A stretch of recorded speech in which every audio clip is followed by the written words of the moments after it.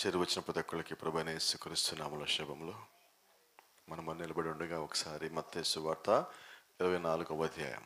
Let us turn Matthew's Gospel chapter 24 from verse 23 to 28. మత్తయి సువార్త 24వ అధ్యాయము 23వ వచనం నుంచి 28వ వచనం వరకు చదువుకుందాం. ఆ కాలమందు ఎవడైనను ఇదిగో క్రీస్తు ఇక్కడ ఉన్నాడు, అక్కడ ఉన్నాడు అని చెప్పిన ఎడల నమ్మకుడి. అబద్ధపు క్రీస్తులను అబద్ధపు ప్రవక్తలను వచ్చి సాధ్యమైతే ఏర్పరచబడిన వారిని సైతము మోసపరచుటకై గొప్ప సూచక క్రియలను మహత్కార్యములను కనపరచెదరు. ఇదిగో ముందుగా నేను మీతో చెప్పి ఉన్నాను. కాబట్టి ఎవరైనను ఇదిగో అరణ్యములో ఉన్నాడని మీతో చెప్పినను వెళ్ళకుడి. ఇదిగో లోపల గదిలో ఉన్నాడని చెప్పినను నమ్మకుడి. మెరుపు తూర్పును పుట్టి పడమటి వరకు ఎలాగో కనపడనో అలాగే మనిషి కుమారుని రాకడయునుండును. పీనుగు ఎక్కడ ఉన్నదో అక్కడ గర్దలు పోగవును. ఆమేన్. ప్రార్థన చేసుకుందాం. కృపాసత్య సంపన్నుడా, జీవాధికారి, జీవాధిపతి, ఇదిగో ప్రభువా, మరొకసారి ఉదయకాల సమయంలోని యొక్క వాక్యాన్ని మేమందరం సమీపిస్తూ ఉండగా వినుటకు కావాల్సిన శక్తిని దయచేయండి. దాన్ని గ్రహించడానికి కావాల్సిన ఆత్మను మాలో ఉంచి నడిపించండి. ప్రభా, మేము గ్రహించినప్పుడు దాని ద్వారా మీరు మాత్రం మహిమయు ఘనతయు ప్రభావం పొందుకొనమని ప్రభువైన యేసుక్రీస్తుని నామములో ప్రార్థిస్తూ ఉన్నాం. Amen. God bless you. Praise the Lord. Amen. అందరికి ఇప్పుడు బాగుంది అనుకుంటున్నాను. నేను ఎండాకాలం ఎవరు ఫీల్ అవ్వట్లేదు అనుకుంటున్నాను లోపల ఉన్న వాళ్ళందరికీ. Praise the lord. సంతోషం. మరి ఎప్పటి నుంచో దీన్ని ఆశిస్తే మరి దేవుడు ఈ రీతిగా ఈరోజు మనకు సమకూర్చున్నాడు. మ్యాన్, ఈరోజు అనుకున్నట్టుగానే కొద్దిమంది తగ్గుతారు అనుకున్నాం. అలాగే ఎందుకంటే రేపు డ్యూటీలు వేస్తారు చాలామందికి, రకరకాల ప్రాంతాల్లో ఉన్నాడు, అక్కడికి వెళ్ళాల్సి రావటం, డ్యూటీలు పడటం ఎలక్షన్స్ వల్ల. ఏదేమైనప్పటికీ మనకు ఒక ఆనవాయితీ ఉన్నది. అది తెలిసి జరుగుతుందో అనుకోకుండా జరుగుతుందో తెలియదు, కానీ ఎప్పుడైతే సంఘం సభ్యుల సంఖ్య తగ్గినదో ఆ రోజు ఉద్యమం ఎక్కువ ఉంటుంది. మనం అది చూస్తూనే ఉన్నాం. మరి ఈరోజు అలాగే జరుగుతుందని నమ్ముతా ఉన్నాం. ఆమేన్. హల్లెలూయా. యేసుక్రీస్తు యొక్క రెండవ రాకడ విశ్వవ్యాప్త రాకడ. It's a universal coming. Amen. దాని గురించి ఈరోజు ప్రభు చిత్తమైతే మాట్లాడుకుందాం. కొద్ది మాటలు ఈరోజు మేము ముందుకు తీసుకుని వస్తున్న వర్తమానంలో నుంచి రెండవ ముద్రలో ఒక చిన్న మాట ఉన్నది. అయితే ఒక నిజమైన సత్యమైన సేవకుడు వచ్చినప్పుడు నటించువాడు వారి వేషమును ధరించి జనుల యొక్క మనసులను తారుమారు చేయుటకు వచ్చును. సాతాను దాన్ని చేయును. ఏది నిజమో ఏది అబద్ధమో గుర్తించలేని వారు దాని గురించి కలత నొందెదరు. అయితే ఎన్నుకోబడిన వారు దానిని చేయరు, తొట్టిల్లరు. ఎన్నుకోబడిన వారిని అతడు మోసము చేయజాలడని పరిశుద్ధ గ్రంథము చెప్పుచున్నది. Praise the Lord. ఆమేన్. వర్తమానం నుంచి మాట ఒక్క నిమిషం మనం మాట్లాడదాం. ఒక నిజమైన సత్యమైన సేవకుడు వచ్చినప్పుడు నటించువాడు నిజమైన వారి వేషను ధరించుకొని వాడు వచ్చి జనుల యొక్క మనసులను తారుమారు చేయడానికి ప్రయత్నిస్తాడు. అయితే బైబిల్ చెప్తా ఉన్నది, ఏర్పరచబడిన వారిని సైతం మోసపూర్చి ఆత్మ వచ్చినప్పటికీ వారు మాత్రం మోసపోరు. Praise the Lord. సో ఇక్కడ గమనించాల్సింది ఏంటంటే నిజమైన సేవకుడు ఉన్నాడు, అబద్ధమైన సేవకుడు ఉన్నారు. రెండో సంగతి, మోసపోయే ప్రజలు ఉన్నారు, మోసపోని ప్రజలు ఉన్నారు. ఆమేన్. వాక్యంలో ఉన్న ప్రజలు ఉన్నారు, వాక్యంలో లేని ప్రజలు ఉన్నారు. ఎత్తబడే ప్రజలు ఉన్నారు, ఎత్తబాటు లేని ప్రజలు ఉన్నారు. పైకి వెళ్ళే ప్రజలు ఉన్నారు, ఇక్కడి నుంచి కిందకు పోయే ప్రజలు ఉన్నారు. విడవబడే ప్రజలు ఉన్నారు, శరీరాలు మార్పు పొందే ప్రజలు ఉన్నారు. అంటే ఎక్కడ చూసినా సేవకులు కానీ విశ్వాసులు కానీ ఎక్కడ చూసినా రెండు గుంపులు మనకు కనిపిస్తున్నాయి. ఒకటి వాక్యానికి లోబడేవారు, రెండు వాక్యానికి లోబడిన వారు. ఒకళ్ళేమో విశ్వాసులు, రెండో వాళ్ళేమో అవిశ్వాసులు. ఇప్పుడు వేషధారులు కూడా అవిశ్వాసులు ఒక భాగంగా నేను మాట్లాడుతూ ఉన్నా. ఇప్పుడు గమనించినట్లయితే దేవుడికి భూమి మీద రెండు గుంపులు ఉన్నారు. మీరు గమనించండి, ఇంకో మాట కూడా ఉంది, ఇద్దరు తిరగలు తిప్పుతూ ఉన్నారు. నేనంటారా రెండు గుంపులు అయ్యి ఇద్దరు పొలంలో పనిచేస్తున్నారు. ఒకడు విడవబడ్డాడు, ఒకటి తీసుకుపోబడ్డాడు. ఇద్దరు ప్రయాణంలో ఉన్నారు. అంటే ఎక్కడ చూసినా దేవుడికి రెండు గుంపులు కనిపిస్తూ ఉన్నాయి. Praise the lord. చూడండి, ప్రభుత్వం అంటున్నాడు సాతాను దానిని చేయను. గలిబిలి చేసేది ఎక్కడి నుంచి అంటే సాతాన్నే. దేవుని యొక్క వాక్యము పరిశుద్ధాత్మ గలిబిలిని గందరగోళాన్ని సమాధానపరచాలని చూసేవాడు పరిశుద్ధాత్ముడు. ఆమేన్. నీకు వాక్యం అర్థం కాల, అర్థమయ్యేలాగా చేసేది పరిశుద్ధాత్ముడు. మనలో గర్వం ఉంది, తీసేసేది పరిశుద్ధాత్ముడు. గర్వాన్ని పెంచేది సాతాను, గొడవని పెంచేది సాతాను, గొడవని తగ్గించే దేవుడు ఒక ఆత్మ. నిజమేనా? విడగొట్టేది అపవాది యొక్క శక్తి, కలిపేది పరలోకానికి తీసుకుపోయేది పరిశుద్ధాత్మ యొక్క పునరుత్థానం యొక్క శక్తి. దేవుని నామానికి మహిమ కలుగును గాక. చూడండి, ఏది నిజమో ఏది అబద్ధమో గుర్తించలేని వారు దానిని గురించి కలత నొందెదరు. ఎవడో వచ్చి యేసుక్రీస్తు వచ్చేసాడంటాడు, అమెరికాలో వచ్చాడు, జెఫర్సన్ విల్లో వచ్చాడు, కొండ మీద వచ్చాడు, రాకడైపోయింది అంటాడు. అయితే ఏది నిజమో ఏది అబద్ధమో గుర్తించలేని వారు దాన్ని చూసి కలత నొందెదరు. అయితే అన్ని వాక్యం తెలిసినోడు దేనికి కలతపడడు. విశ్వాసం కలిగినోడు కలత చెందడు. నేను ఎందుకు టెన్షన్ పడాలి? క్రీస్తు వచ్చేసాడు అంటే నేను విడవబడ్డానని, ఆయన వస్తే నేను తీసుకుపోతాను నమ్మకంగా నీకుంటే నీకు కలత ఎందుకు వస్తుంది? నువ్వు గందరగోళానికి ఎందుకు పోతావు? నువ్వెందుకు ఆందోళన కలిగి ఉంటావు? రెండో సంగతి, నీ జీవితంలో ఏమి జరిగినా దేవుని చిత్తము లేకుండా జరగదు. Is it right? అందరు చెప్పగలవా? నోరు తెచ్చేవాళ్ళ వరకు చెప్పండి. ఎందుకని ఈ మాట అంటున్నానంటే, నీ పర్మిషన్ తీసుకొని దేవుడు నీకు అన్నీ చేయడు. ఆయన ఆలోచనలో నీ గురించి ఏమో అన్నీ చేస్తాడు. కాబట్టి నీ గురించి ఆయన అన్ని ఆలోచన కలిగి ఉన్నాడు. నువ్వు భూమి మీదకి రావటానికన్నా ముందు నుంచి, నువ్వు భూమి మీదకి వచ్చి సమాధిలోకి వెళ్ళిపోయినా, ఆ తర్వాత నిన్ను తీసుకెళ్ళిన తర్వాత కూడా పరలోకంలో కూడా ఆయనకి నీ గురించి ఒక ప్లాన్ ఉన్నది. ఏమన్? నీ గురించి ఆయన ఆలోచన లేకుండా లేడు. నీ గురించి ఆయన సమస్తము ఆలోచన కలిగే ఉన్నాడు. Praise the lord. కాబట్టి ఇక్కడ నేను దేని గురించి కలత చెందాలా? కొన్నిటి గురించి మనకి కలత ఉంటుంది. ఏంటంటే, నాకే తెలియదు, అనుకోకుండా జరిగింది, ఇప్పుడు ఏం చేయాలి, ఇవి నీ టెన్షన్లు. అయితే నీ చింతలన్నీ తీసుకుని ఆయన దగ్గరికి రా. ఏం చేద్దాం? ఆయన దగ్గర తీసుకొచ్చి ఆయన పాదముల దగ్గర పెట్టేసి వెళ్ళిపో. నేను అదే అంటాను, నువ్వు సంఘానికి ఎందుకు వచ్చావంటే నువ్వు ఆయన పాదములు తాకటానికి. నువ్వు సంఘానికి ఎందుకు వచ్చావంటే ఆయన ఒక ఆత్మని పానం చేయటానికి. నువ్వు సంఘానికి ఎందుకు వచ్చావంటే ఆయన ఒక ఆత్మని పొందుకోవటానికి. ఎవరు ఏమైనా ఎరిగినా ఎలాగిపోయినా నాకు అనవసరం అండి, నాకు క్రీస్తు కావాలా.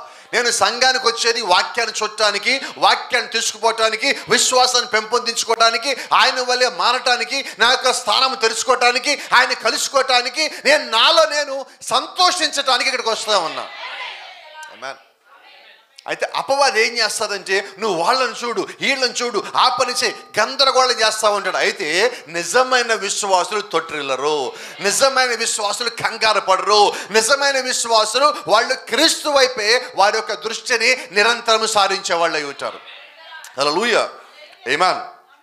చూడండి, మరి ఇప్పుడు క్రీస్తు యొక్క రాకడకు మునుపు పరిశుద్ధ గ్రంథము చెప్పుచున్నది, అబద్ధపు క్రీస్తులు లేచెదరు మరియు వారిని క్రీస్తుని చెప్పుకొనుచు మరియు జనులు కూడా చెప్పెదరు. ఈరోజు మనం చూడలేదా? ఎవడో లేచాడు, ఒకడు బ్రహ్నాం క్రైస్తు అంటాడు, ఒకడు ఇంకోటి ఢిల్లీలో వాడు క్రీస్తు అంటాడు, ఇంకోటి విజయవాడలో క్రీస్తు అంటాడు, ఇంకోటి తెలంగాణలో క్రీస్తు అంటాడు.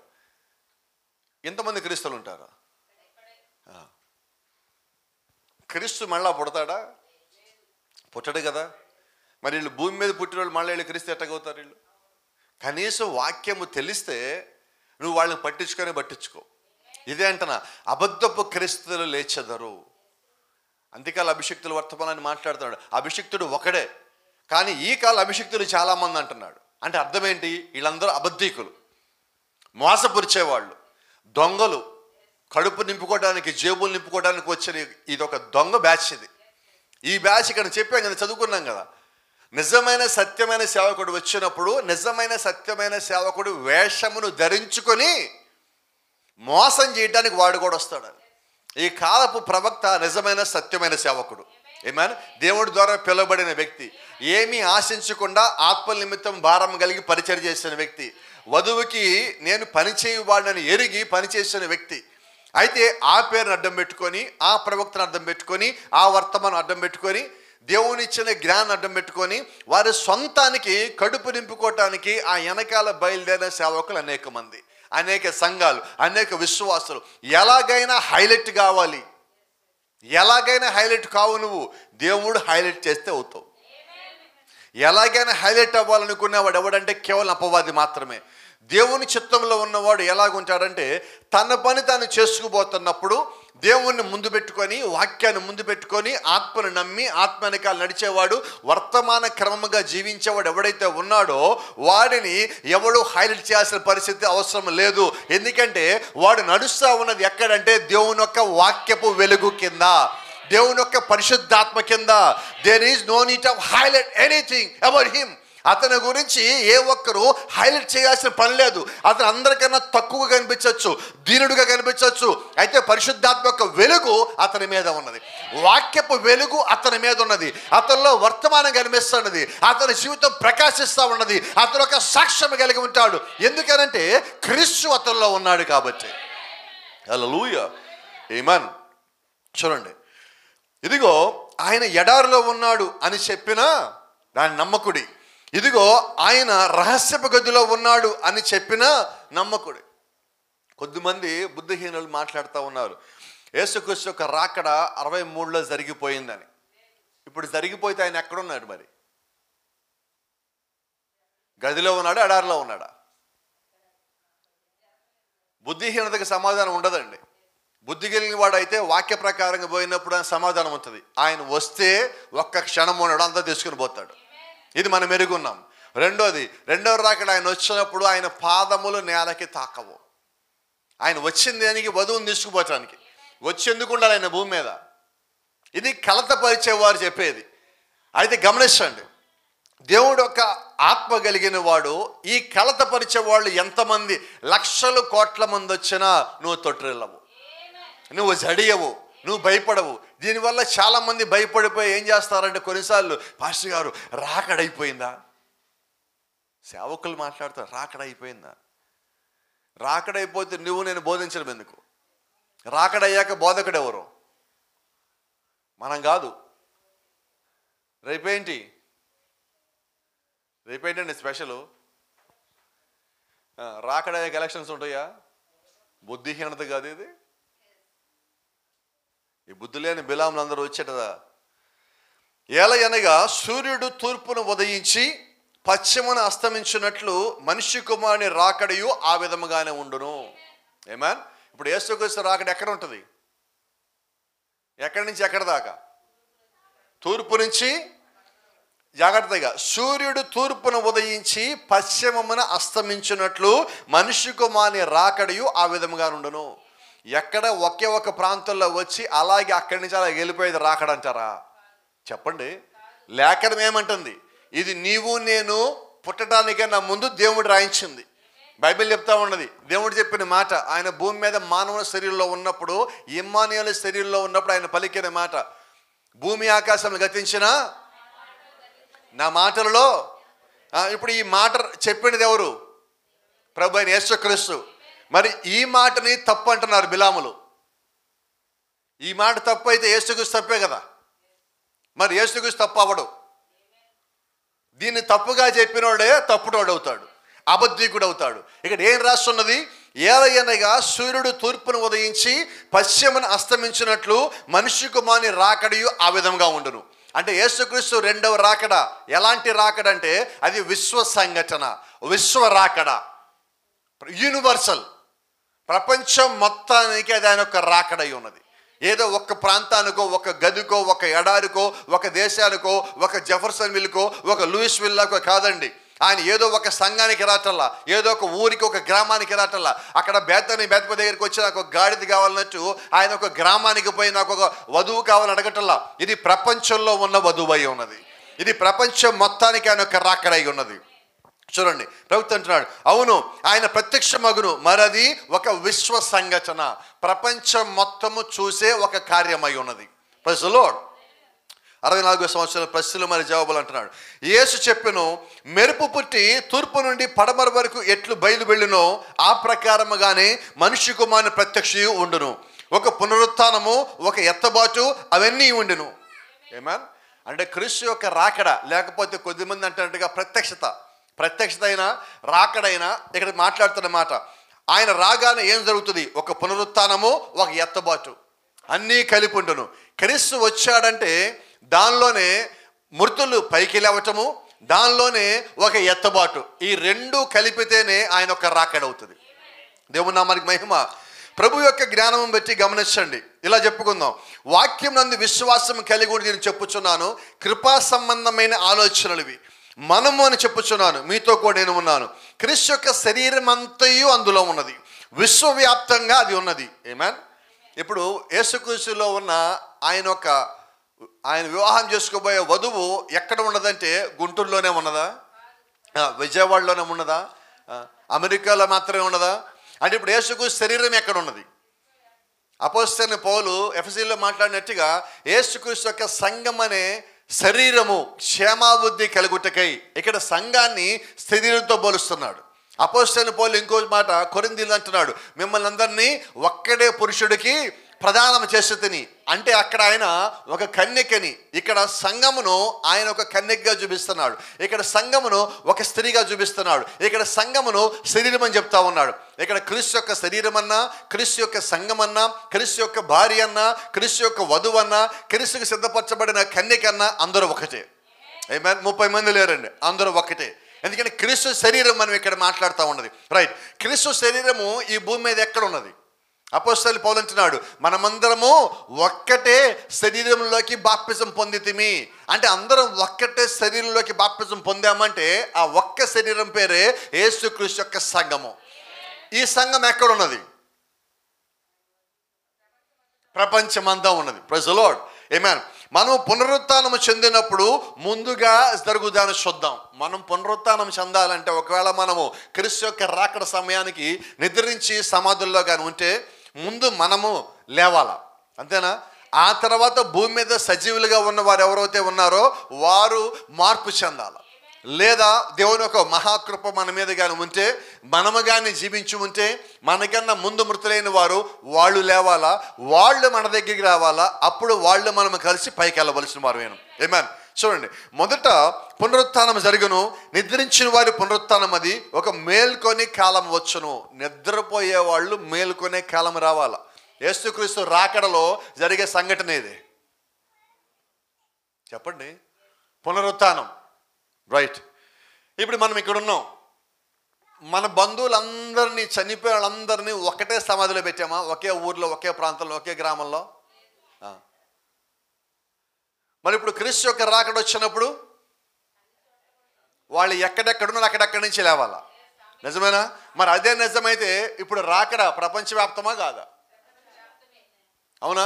అది విశ్వ సంఘటన కాదా? ఇప్పుడు అమెరికాలో ఉండొచ్చాం కొంతకాలం, అక్కడ మనతో పాటు తీసుకెళ్ళాడు, అక్కడ నిద్రించారు, ఇక్కడికి వచ్చేసాం మనం. ఇప్పుడు వాళ్ళు ఒకవేళ వధువులో ఉన్నారనుకోండి, క్రీస్తు యొక్క రాకడలో యేసుక్రీస్తు యొక్క శరీరంలో ఉంటే వాళ్ళు కూడా యేసుక్రీస్తు రాకడ వచ్చినప్పుడు వాళ్ళు లేవాలా. అవునా? వాళ్ళు అమెరికాలో ఉన్నా, జపాన్లో ఉన్నా, చైనాలో ఉన్నా, పాకిస్తాన్లో ఉన్నా, ఆఫ్ఘనిస్తాన్లో ఉన్నా, ఇటలీలో ఉన్నా, జర్మనీలో ఉన్నా, వాళ్ళు ఎక్కడున్నా క్రీస్తు యొక్క రాకడలో పైకి లేవాల్సిందే. దేవుని నామానికి మహిమ కలుగును గాక. గమనించండి. కానీ ఈ నిద్రించుచున్న వారు మొదట లేతురు, ఈ మర్త్య శరీరములు అమర్త్యతను ధరించుకొనవలసి ఉన్నది. అపోస్తలుడైన పౌలు 1 కొరింథీ 15 అధ్యాయంలో మాట్లాడతాడు, మర్త్యమైన ఈ శరీరము అమర్త్యతను ధరించుకోవలసి ఉన్నది, మృతి చెందే ఈ శరీరము మృతి చెందని శరీరంలోకి వెళ్ళవలసి ఉన్నది. Praise the Lord. సో దేవుడు ఏం చేశారంటే, మృతి చెందిన వారిని తిరిగి లేపినప్పుడు వారి కొరకు ఒక ప్రత్యేకమైన శరీరాన్ని సిద్ధపరుచున్నాడు. ఆ ప్రత్యేకమైన శరీరం ఏంటంటే మనల్ని ఇక్కడి నుంచి పరలోకానికి తీసుకుపోయే శరీరం అయి ఉన్నది. ఆ శరీరాన్ని దేవుడు ముందుగానే డిజైన్ చేసి పెట్టున్నాడు. Praise the lord. చూడండి, అది ప్రభు యొక్క ఎత్తబడి కృప. అప్పుడు మనమందరం ఏకమగుదము. వారు ఏకమగు ఆరంభించినప్పుడు సజీలమై నిలిచి ఉన్న మనము మారుదము. ఆమేన్. ఎప్పుడు మారుతాం మనం? చాలా జాగ్రత్త. అది ప్రభు యొక్క ఎత్తబాటు కృప. అప్పుడు మనమందరం ఏకమగుదము. వారు ఏకమగున ఆరంభించినప్పుడు సజీలమై నిలిచి ఉన్న మనము మారుదము. ప్రపంచంలో నిద్రించిన వాక్యానుసారంగా జీవించి పోరాటం చేసిన క్రైస్తవులు ఎవరైతే ఉన్నారో వారందరూ లేచి ఏకమవుతా ఉన్నప్పుడు మనం మార్పు పొందుతాం. ఆమేన్. అంటే క్రీస్తు యొక్క రాకడలో మృతులు పైకి లేస్తున్నారు, అదే సమయంలో మనం మార్పు పొందుతున్నాం. వాళ్ళు మనం కలిసి మధ్యాకాశాన్ని కలవలసి ఉన్నాం. Praise the lord. అంటే దేవుడు ఏం చేశాడంటే ఈ సంఘటన ఏదో ఒక ఊరికి ప్రాంతానికి ఇవ్వాల, ఇది ప్రపంచం మొత్తం జరగాలని దేవుడు ఒక సంఘటనని ముందుగా రాయించి పెట్టున్నాడు. తూర్పును బుట్టి ఆకాశంలో సూర్యుడు తూర్పును ఉదయించి పశ్చిమను అస్తమించినట్లు ప్రపంచం మొత్తం సూర్యుని చూడాల్సిందే. అలాగ దేవుడు రాకడను కూడా ఏర్పాటు చేశాడు. అలాగ దేవుడు వధువు యొక్క ఎత్తబాటును ఏర్పాటు చేశాడు. అలాగ దేవుడు వధువు యొక్క పునరుత్థానం ఏర్పాటు చేశాడు. అలాగ దేవుడు వధువులో జీవించి ఉన్న వారి యొక్క శరీరాల యొక్క మార్పును కూడా ప్లాన్ చేసి పెట్టున్నాడు. హల్లెలూయా. మర్త్య శరీరములు మరణము చూడవు, కానీ ఒక్క క్షణములో మార్పు పొందుదుము. హల్లెలూయా. జాగ్రత్త. గాలి అకస్మాత్తుగా వీచినట్లుగా ఉండును. ఈ శరీరాల మార్పు ఎలా ఉంటుందంటే, ఒక గాలి వచ్చి మనకి అకస్మాత్తుగా మనం తగిలితే ఎలాగ అనిపిస్తుందో ఒక్క క్షణంలో మనం మార్పు పొందుతాం. రైట్. యేసుక్రీస్తు రాకడలో మృతులు ఎంతకాలం పట్టుద్ది పైకి లేవటానికి? ఒక 5 ఏళ్ళు, 10 ఏళ్ళు, 61 సంవత్సరాలు. మరేంటండి, కొద్దిమంది 61 సంవత్సరాలు ఇంకా యేసుక్రీస్తు లేపుతున్నాడు అంటున్నాడు. ఇంటింటికి నిద్ర లేపుతాడు యేసుక్రీస్తు, సమాధి తిరుగుతాడు నిద్ర లేపటానికి. పాత నిబంధనలు ఆయన ఒక కేక పెట్టగానే అందరూ లేచారు లేదా? పాత నిబంధన ముగింపు శిలువలో సమాప్తం అని కేక పెట్టగానే మృతులు సమాధులు బద్దలు కొట్టుకుని పైకి వచ్చారు లేదా? మరి రెండో రాకడలో ఆయన రాకడ జరగగానే ఎమ్మటే మృతులు పైకి లేవలసి ఉన్నారు. ఏమేన్? అక్కడ జరగని సంఘటన ఇప్పుడు జరిగే సంఘటన ఇంకొకటి ఏంటంటే, అక్కడ కేవలం మృతులు మాత్రమే లేచారు మత్తయి సువార్త 27వ అధ్యాయంలో. కానీ ఇక్కడ మృతులతో పాటు అపోస్తలుడైన పౌలు మనకి ఇచ్చిన వాగ్దానముగా, కొరింథీయుల్లో తెస్సలోనికి రాసిన పత్రికలో ఇచ్చిన వాగ్దానం ప్రకారంగా మృతులు పైకి లేస్తున్నప్పుడు, వారందరూ ఏకమవుతా ఉన్నప్పుడు సజీవులుగా నిలిచిన మనము మార్పు పొందుదాము, శరీరాలు మార్పు పొందుదాము. ఎందుకు మార్పు పొందుతామంటే అది దేవుడిచ్చిన వాగ్దానం. అది నీ శక్తి నా శక్తి కాదు, నీ బలము కాదు నా బలము కాదు, నీ భక్తి నా భక్తి, నీ జ్ఞానం నా జ్ఞానం కాదు, కానీ దేవుడు ఇచ్చిన మహాకృప ఉన్నది. కాబట్టి ఎత్తబడే కృప దేవుడు ఎవరికైతే ఇచ్చారో వారు ఆ ఎత్తబాట్లు నిశ్చయంగా ఉంటారు. It is all grace of God only. Amen. మీరు అబ్రహాము వలె ముసలితనము నుండి యవ్వనత్వమునకు మారుదురు. ఆమేన్. మన వయసు ఎంతున్నా దేవుడికి అక్కడ సంబంధం లేదు. నువ్వు ఎప్పుడైతే శరీరాల మార్పు కలిగి ఉన్నావో, నీవు ఈ స్థితి విడిచిపెట్టి, ఈ భూ సంబంధమైన స్థితిని విడిచిపెట్టి, ఈ మట్టి శరీరంలో ఉన్న స్థితిని విడిచిపెట్టి దేవుడు నీ కొరకు సిద్ధపరిచిన శరీరంలోకి ఎప్పుడైతే అడుగు పెట్టున్నావో నీ పాత స్థితి పూర్తిగా మారిపోయింది. నీ వయసు ఎంతో సంబంధం లేదు. నువ్వు ఎక్కడికి వెళ్తున్నావు అంటే నిత్య జీవంలోకి వెళ్తున్నావు.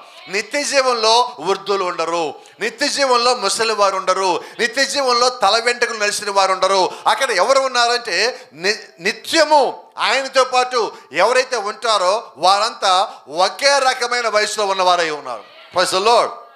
గమనించండి, ముసలి స్త్రీలు యువతులుగా మారుదురు. ఈ ఆకస్మిక మార్పేంటి? నీవు ఆలోచన పయనించినట్లుగానే నీవు కూడా వెళ్ళదు. ఆమేన్. రెండో ముఖ్యమైన సంగతి, ఎత్తుబడిన తర్వాత, క్రీస్తు యొక్క రాకడ వచ్చిన తర్వాత,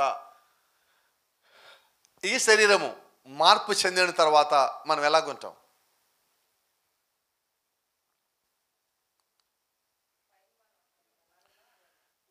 మాణిక్య బ్రదర్ ఉన్నాడు మన దగ్గర.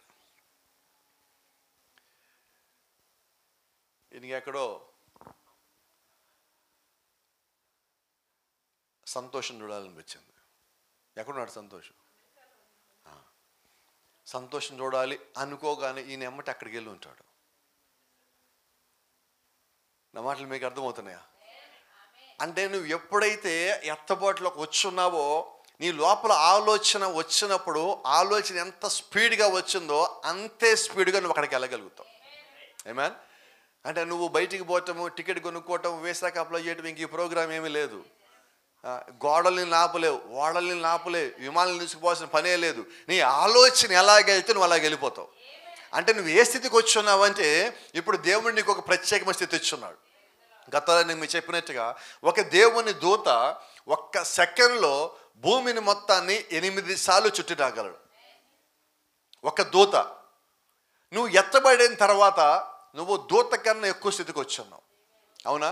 ఇప్పుడు నీకు ఇవ్వబడిన స్థితి ఏంటంటే ఆలోచన వెళ్ళేంత వేగంగా నువ్వు ప్రయాణించగలవు. ఆమేన్. అంటే ఇప్పుడు దేవుడు నీకు ఏ శక్తి ఇచ్చున్నాడు? ఎంత అంటే నువ్వు ఎంత జీవిస్తే నువ్వు ఆ స్థితికి రావాలి. అవునా? నువ్వు ఎంత యథార్థంగా ఉండి, నువ్వు ఎంత దీనుడిగా ఉండి, నువ్వు ఎంత ప్రార్థనాపరుడు అయి ఉంటే దేవుడు నీకు ఎత్తబడి కృపణిస్తాడు. దాని తర్వాత నీ యొక్క జీవితం ఒక్క క్షణం ఆలోచించండి, ఎటువంటి జీవితాన్ని దేవుడు మనకిస్తున్నాడో. ఆ జీవితం కావాలి. నిజంగా ఎంతమందికి ఆశ ఉన్నదండి? నిజంగా దేవుడు అటువంటి జీవితం నాకు ఇస్తే బాగుండు, దాని కొరకు నేను ఏమైనా చేస్తాను అనే ఆశ ఉన్నోళ్ళు మాత్రం చేయొద్దు, అందరూ చేయొద్దు. ఏం చేతుల పైకి రావట్లేదు? Praise the lord. చూడండి, అంతకు ముందే పునరుత్థానం చెందిన వారిని నీవు చూచెదవు. చాలా జాగ్రత్త. ఇది ఎవరి గురించి అని మాట్లాడుతున్నా? జీవించి మార్పు చెందిన వారి గురించి. దీనికన్నా ముందు మృతులు పునరుత్థానం చెందిన వాళ్ళు పైకి లేవాలి. ఇప్పుడు నువ్వు మార్పు చెందినప్పుడు నీలాగా మార్పు చెందిన వాళ్ళు నువ్వు చూస్తావు. రెండవది, మృతుల్లో నుంచి పైకి లేచిన వాడు నువ్వు చూడగలుగుతావు. హల్లెలూయా. అంటే ఎప్పటి నుంచి ఎప్పటి వరకు మరణించే వాళ్ళు మనం చూడగలుగుతాం? యేసుక్రీస్తు సమాప్తం అన్న తర్వాత పరదేశం మొత్తం ఖాళీ అయినది. అప్పటి నుంచి ఇప్పటి వరకు, అంటే ఆ గడియ వరకు ఎవరైతే నిద్రించిన పరిశుద్ధులు ఉన్నారో, ఎవరైతే పునరుత్థానం చెందున్నారో వారందరూ మనం చూడొచ్చు. హల్లెలూయా. అంటే పౌలుని చూడొచ్చు అనుకుంటాను, పేతురుని చూడొచ్చు అనుకుంటాను, మార్టిన్ని చూడొచ్చు అనుకుంటాను, కొలంబాని చూడొచ్చు అనుకుంటా, ఐరియనెస్ చూడొచ్చు అనుకుంటా, జాన్ వెస్లీని చూడొచ్చు అనుకుంటాను. Praise the lord. ఎందుకని ఈ మాటలు చెప్తా ఉన్నానంటే, వీరందరూ కూడా నీ వలే నా వలే నిద్రించిన పరిశుద్ధులు. దేవుని యొక్క పరిచర్య చేస్తూ వారు ఆ పరిచయలో నిద్రించి క్రీస్తు యొక్క రాకడ కొరకు కనిపెడుతున్న వారందరూ అయి ఉన్నారు. ఇప్పుడు పునరుత్థానం చెందినప్పుడు వాళ్ళందరూ నువ్వు చూడగలుగుతావు. నీవు కానీ జీవించి మార్పు కానీ పొందినట్లయితే ఆ గడియ, ఆ క్షణము క్రీస్తులో నీ లోపల వచ్చి నిన్ను కూడా పైకి లేపి మార్పు నీకు ఇచ్చినట్లయితే నీవు నీతో పాటు వారందరూ కూడా చూడగల శక్తి నీకు ఇచ్చుంటాడు. హల్లెలూయా. ఆమేన్. చూడండి, అప్పుడు మనమందరము వారితో చేరుదాము, అప్పుడు ప్రభువును మధ్యాకాశంలో కలుసుకున్నటకు కొనిపోబడదాము. ఆమేన్. ముందు వాళ్ళు లేచారు కదా, వాళ్ళు పైకి వెళ్ళిపోరు. మనం లేచాము, మనం మరణం చెందలేదు కదా అని ముందు మనం పైకి పోం. దేవుడు చేసిన ఏర్పాటు ఏంటంటే, నువ్వు మృతి చెంది తిరిగి లేచినా, జీవించి నువ్వు మార్పు పొందినా మీరిద్దరు కలిసే రావాలంటున్నారు. హల్లెలూయా. నిజంగా కాసేపు కొన్ని నిమిషాలు మాట్లాడుకుందాం. ఇక్కడ ఈరోజు సంఘానికే కలిసాడానికి ఇష్టంగా లేరు చాలామంది. అవునా? భార్యాభర్తలు ఇష్టం లేరు, తండ్రి పిల్లలు ఇష్టం లేరు, తండ్రి కొడుకులు ఇష్టం లేరు, కుటుంబాలు ఇష్టం లేరు, బంధువులు ఇష్టం లేరు. నా వరకు నేను వెళ్తా, నువ్వు వరకు నువ్వు పో, నువ్వు అటు నేను ఇటు. ఏమైపోయింది ఇప్పుడు? క్రీస్తు యొక్క రాకడా మనకు ఒక మాదిరి చూపించడం లేదా? నువ్వు నిజంగా వాక్యంలో ఉంటే నీవంతా ఏకమయ్యే సమయం వచ్చినప్పుడు నీలో నాలో విభేదాలు ఉండకూడదు. అవునా? మన కుటుంబంలో విభేదాలు ఉంటే సంఘానికి వచ్చే ఉపయోగం ఏంటి? అవునా? ఏమైనా ఉందో ఉపయోగం అంటున్నా? సంఘంలో విభేదాలు సంఘం రావటం వల్ల ప్రయోజనం ఉన్నదా? ఏ ప్రయోజనం లేదు. ఎందుకంటే నువ్వు అంతా ఇక్కడ కాదు, నువ్వు పైకి వెళ్ళాకనే కలవాలి. నేను ఇక్కడే కలవనంటే నువ్వు అసలు పైకి వెళ్ళ రాగలుగుతావు. దేవుడు ఇప్పుడు మృతి చెందినవాడిని కలుపుతున్నాడు, జీవించి మార్పు చెందినవాడిని కలుపుతున్నాడు. అంటే ఆయన ఉద్దేశం ఏంటంటే ఆయనలో ఉన్నోళ్ళందరూ కలిసి ఉండాలి. నా వరకైతే ఆ మాట ఎప్పుడే నమ్ముతా. క్రీస్తులో ఉన్నోళ్ళు కలిసే ఉంటారు, క్రీస్తులో లేనోళ్ళే గందరగోళం చేసేది. ఆ గందరగోళం చేసేవాడిని దేవుడు ముందే పక్కన పెడుతున్నాడు. అప్పుడు జ్ఞాపకం మెచ్చుకోండి. మీరు ప్రతిసారి చూస్తే, గతంలో కూడా మాట్లాడాం, పోయిన వారం కూడా మాట్లాడుకున్నాం, అపోస్తలులందరితో పాటు ఇస్కరియోతు యూదా కూడా లెక్క పెట్టి దాని లోపల అపోస్తలుగా పిలువబడ్డాడు. అయితే యేసుక్రీస్తు మేడగదిలో పరిశుద్ధాత్మ ఇవ్వడానికన్నా ముందుగానే యూదాని పక్కకి తీసేశాడు, మిగిలిన వారికే పరిశుద్ధాత్మను ఇచ్చున్నాడు. కారణం ఏంటంటే ఎవరిని తీసుకోవాలో, ఎవరికి పరిశుద్ధాత్మ ఇవ్వాలో దేవుడు ముందుగా ఎరుగున్నాడు. అవునా? ఇప్పుడు మనం మాట్లాడుకుంటున్నాం, లేఖనం చదువున్నాం ఇందాక, ఇద్దరు తిరగలు తిప్పుతా ఉన్నారు. దేవుడు ఒకరిని తీసుకున్నాడు, ఒకరిని విడిచిపెట్టాడు. అంటే ఇద్దరిలో ఎవరిని తీసుకోవాలో దేవుడు ముందుగా డిసైడ్ అయి ఉన్నాడు. ఇద్దరు పొలంలో పనిచేస్తున్నారు, వాళ్ళలో ఎవరిని తీసుకోవాలో దేవుడు ముందుగా డిసైడ్ అయి ఉన్నారు. ఇద్దరు ప్రయాణం చేస్తున్నారు, ఆ ఇద్దరిలో దేవుడు ఎవరిని తీసుకుపోవాలో ముందుగా డిసైడ్ అయి ఉన్నాడు. ఇద్దరు మంచంలో పడుకొని ఉంటే ఒకరిని తీసుకుపోవడానికి దేవుడు ముందుగా ఆలోచన కలిగి ఉన్నాడు. ఏమన్? అదే నిజమైతే మరి సంఘానికి ఎంతమంది వస్తున్నప్పుడు చెప్పరా? ఇప్పుడు ఎవరు? అంతేనా? కుటుంబంలో బాధపడ్డా కూడా నిజమండి అది. అమ్మో వాళ్ళు రారో వీళ్ళు రారో, ముందు వాళ్ళ సంగతి తర్వాత నీ సంగతి ఆలోచించు. మా కుటుంబంలో వాళ్ళు వస్తారో రారో, వీళ్ళు వస్తారో రారో. కోపం రాదుగా, నువ్వు వస్తావా? ముందు మనం ఎంతసేపు ఆలోచిస్తామేనంటే వీళ్ళు రారు, వీళ్ళు పరలోకం రారు, వీళ్ళు వేస్ట్ అండి, వీళ్ళు ఎవరు ఇచ్చారు నీకు అలా డిక్లరేషన్ ఇవ్వమని? ఆ పత్రం నీకు హక్కు ఎవరు ఇచ్చారు నీకు ఇంకోటి రారని చెప్పడానికి? ఆ చివరి గడి దాకా ఎవరికి తెలియదు. లేఖనం చెప్పలేదా? యేసుకు చెప్పలేదు మత్తయి 24వ అధ్యాయంలో. ఆ గడియ ఎవరికి తెలియదు, క్రీస్తులో ఉన్న వారికి తప్ప ఎవరికి తెలియదు. అది కూడా ఆ గడి వచ్చినప్పుడు, ఆ సంఘటన జరిగినప్పుడు నీకు తెలియాల. కాబట్టి ఎవడు ముందుగా వచ్చి చెప్పడానికి వీల్లేదు. అర్థమైందా? నీకు చిన్న వాడు మీకు జ్ఞాపకం చేస్తున్నా. అమెరికా దేశం నుంచి ఈ కాల ప్రవక్త దగ్గర నుంచి ఆర్డినేషన్ తీసుకొని ఒక వ్యక్తి ఇండియాకి వచ్చాడు. బాప్టిజం తీసుకొని ఇండియాకి వచ్చాడు. ఆయన పేరు పౌల్ సీర్. మీరు గూగుల్లో కొట్టినా ఎక్కడ కొట్టినా దొరుకుతాడు మీకు. ఆయన అతనే ఇండియాకి వచ్చాడు. వచ్చినప్పుడు చక్కగా బోధించాడు మంచిగా. ఆయన ద్వారా ఇండియాలో పరిచయం ప్రారంభించబడింది. ఒక రకంగా మాట్లాడితే ఇండియాకి వచ్చాడు, గొప్ప పరిచయం చేశాడు. అయితే ఏం చేశారంటే 77 సంవత్సరాలు ఎత్తబడ్డ అయిపోద్ది అన్నాడు. అవల తర్వాత ఇంకో 12 సంవత్సరాలకు 15 సంవత్సరాలు మళ్ళీ డేట్లు ఇచ్చాడు. ఈసారి గ్యారంటీకి అయిపోద్ది అన్నాడు. అది కూడా అవల. ఇది కూడా కాల. మళ్ళీ ఏం చేశాడు? ఇంకో డేట్లు ఇచ్చాడు. అవల. ఎందుకంటే ఎత్తబడే డేటు ఏ ఒక వ్యక్తి ఇవ్వడానికి వీల్లేదు. అవునా? నువ్వు అనుకుంటే అనుకోవచ్చు, బహుశా ఈ టైంకి వెళ్ళి ఎత్తబాటు జరగచ్చేమో అనుకోవచ్చు నీకున్న విశ్వాసాన్ని బట్టి. అంతేగాని ఇదిగో జరుగుతుంది అంటానికి వీల్లేదు. అలా చెప్పినోడు ఎవడో కూడా దేవుడి సంబంధి కాడు. ఏమన్ లాస్ట్కి ఏం చేశాడు? ఇప్పుడు ఏం చేశాడు తెలుసా? ఆయన మొన్న చోట చూపించే పోస్టర్ అనకాపల్లిలో ఎంటర్ అయ్యేటప్పుడు అక్కడ పెద్ద పోస్టర్ ఉంటుంది, ఫ్లెక్స్ ఉంటుంది లెఫ్ట్ సైడ్ ఫ్లైఓవర్ కింద. ఏముంది ఆ ఫ్లెక్స్లో? అసలు అక్కడ ఏముంది పక్కన పెడదాం. ఆ సంఘటన మీకు జ్ఞాపకం చేస్తున్నా. ఇప్పుడు లాస్ట్కి అతను ఏం చేశారంటే ఒక నల్ల కళ్ళద్దాలు పెట్టుకున్నాడు, ఒక గ్రే కలర్ సూట్ వేసుకుంటాడు, మెడలో చేతిలో ఒక బంగారు ఫ్లూట్ పెట్టుకొని అంటాడు ఇప్పుడు నేనే దేవుణ్ణి అన్నాడు.